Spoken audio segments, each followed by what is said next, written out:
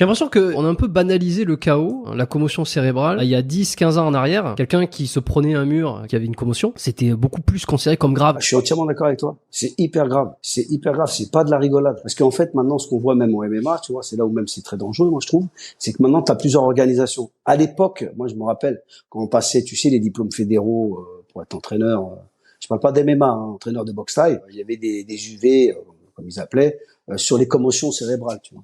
Et il y avait aussi, je sais que tu me rappelles qu'il y avait une règle en boxe, je sais plus si elle est d'actualité, mais elle disait qu'au bout de 4 KO, je crois, 4 ou 5 KO, genre je crois que c'est même 4, hein, normalement tu ne peux plus combattre. Mais sauf que la problématique, quand tu vois un MMA, il y a plusieurs orgas.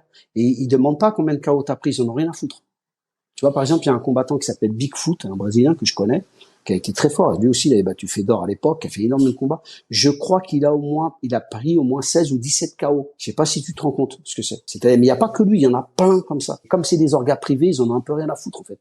Et les gars, il peut combattre en MMA, après il va combattre en kickboxing, après il peut aller au bar knuckle, tu vois. Et franchement, je trouve que c'est banalisé, c'est vrai, parce qu'on voit beaucoup de vidéos, les gens ils rigolent et tout. Alors, c'est hyper dangereux. Hein.